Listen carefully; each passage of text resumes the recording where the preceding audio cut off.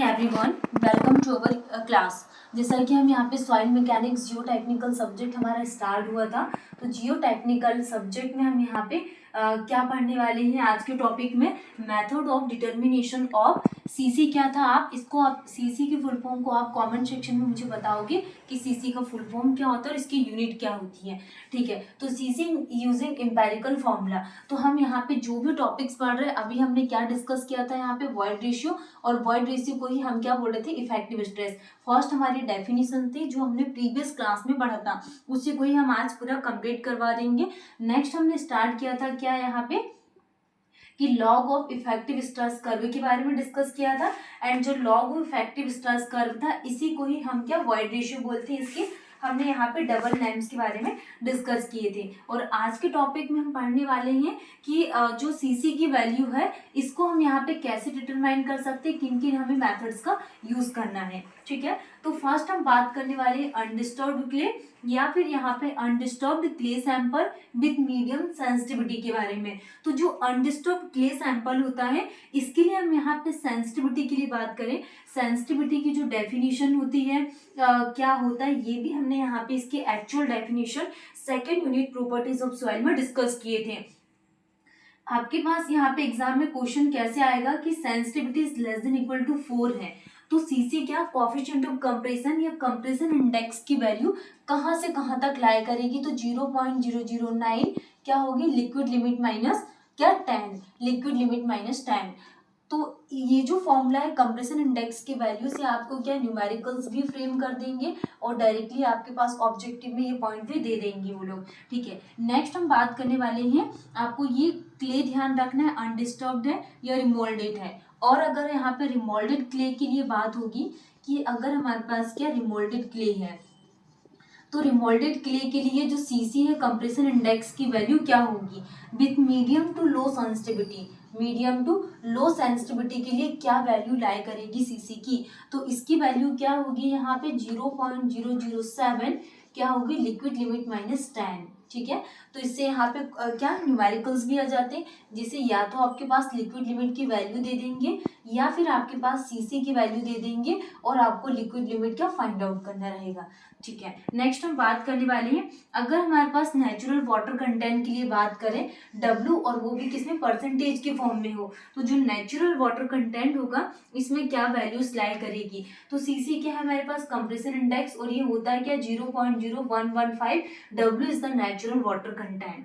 ठीक है, नेक्स्ट हम बात करने वाले हैं initial void ratio of soil mass is given, और अगर हमारे पास इनिशियल वॉइड रेशियो की कंडीशन रही सॉइल में तो इसकी वैल्यू कहाँ से कहाँ तक लाई करेगी, तो इनिशियल वॉइड रेशियो के केस में जो सीसी होगा वो 0.54 इनिशियल वॉइड रेशियो माइनस क्या होगा 0.35। तो ये कंडीशन सारी कंप्लीट हो गई है, एंड E0 का फुल फॉर्म होता है इनिशियल वॉइड रेशियो। ठीक है, तो ये सारी डेफिनेशन कंप्लीट हो गई। नेक्स्ट हम बात करने वाले हैं void ratio versus effective stress. Effective stress को डिनोट किया जाता है क्या सिग्मा बार के through, and void ratio versus effective stress curve for over consolidated soil और ओवर कंसोलिडेटेड क्ले के लिए, कि ओवर कंसोलिडेटेड सॉइल क्या है और ओवर कंसोलिडेटेड क्ले क्या है। अब हम यहाँ पे ये फॉर्मूलेस पढ़ेंगे CR, जिसे कि अभी हमने यहाँ पे A भी पढ़ लिए हैं, CC हमारा कंप्लीट हो गया। नेक्स्ट हम पढ़ने वाले हैं CR के बारे में। तो ये जो तीनों है ये क्या है, इसको बिल्कुल 100% 5 स्टार आप लोग लगा लेना, क्योंकि एग्जाम में पूछते हैं। हम यहाँ पे कर्व के बारे में बात करें तो जब भी हम यहाँ पे बात करेंगे कि void ratio versus effective stress का जो कर्व है ये किसके बीच में हम लोग ड्रॉ करते हैं, तो फर्स्ट हमारा क्या आ जाएगा वॉइड रेशियो, एंड सेकंड हम बात करें तो लॉग ऑफ इफेक्टिव स्ट्रेस के बीच में हम यहाँ पे कर्व को ड्रॉ करते हैं ओवर कंसोलिडेटेड सॉइल के लिए।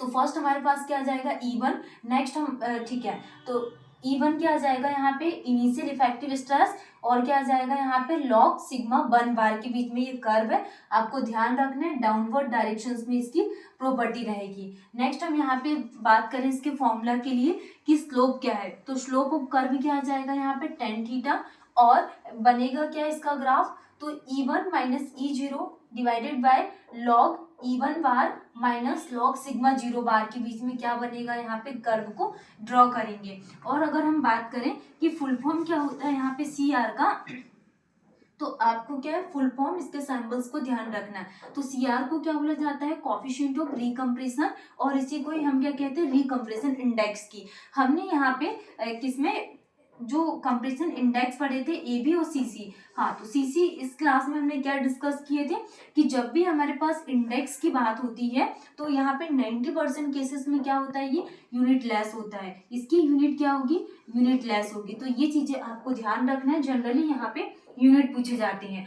तो कोएफिशिएंट ऑफ रिकम्प्रेशन और रिकम्प्रेशन इंडेक्स सीसी क्या होता है, change in void ratio divided bye क्या आ जाएगा यहाँ पे, log initial effective stress divided bye क्या आ जाएगा, इफेक्टिव स्ट्रेस।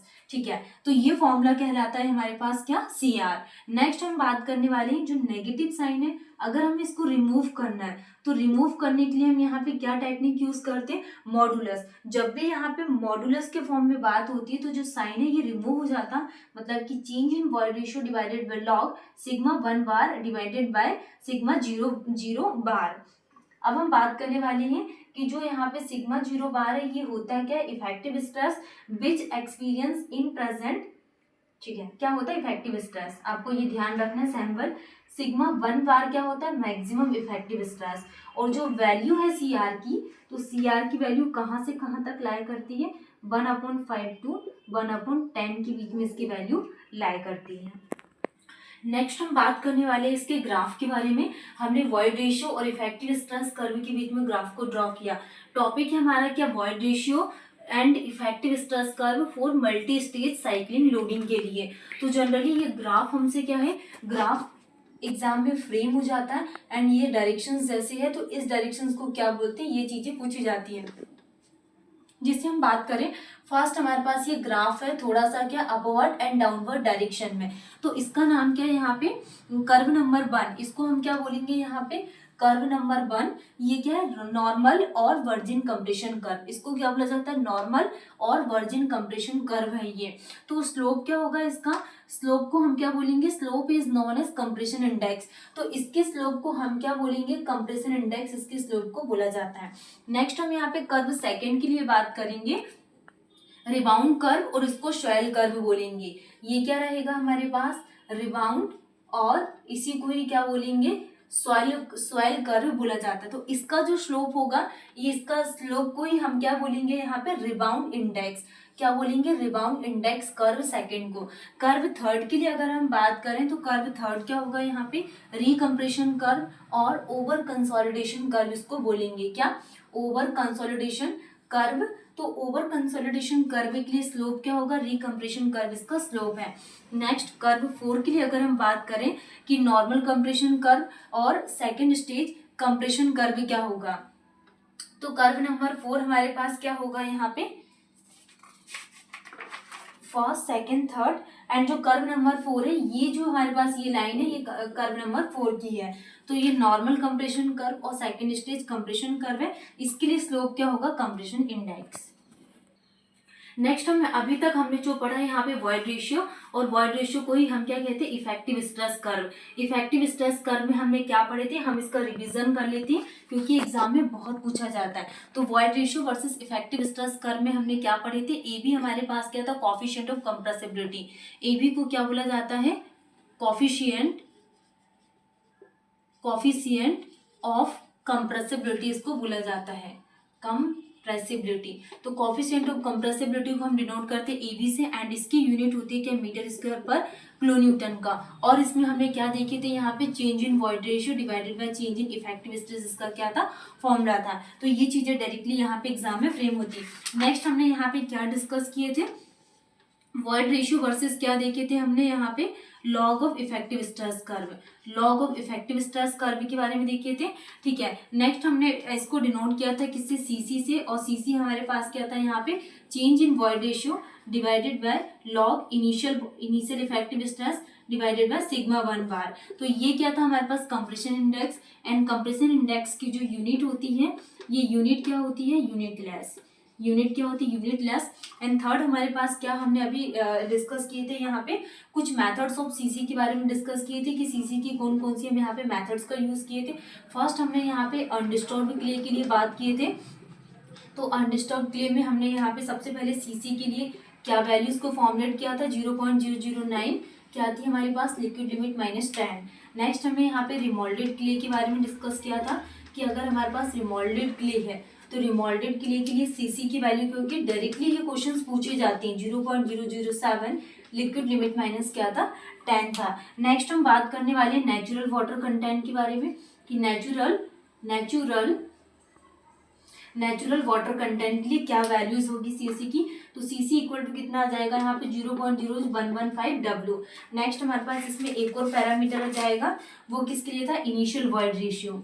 क्या था, इनिशियल वॉइड रेशियो। तो initial void ratio of soil मास के लिए सीसी की वैल्यू कितनी थी, 0.54 और क्या आ जाएगा, इनिशियल वॉइड रेशियो -0.35। तो ये वैल्यूज थी।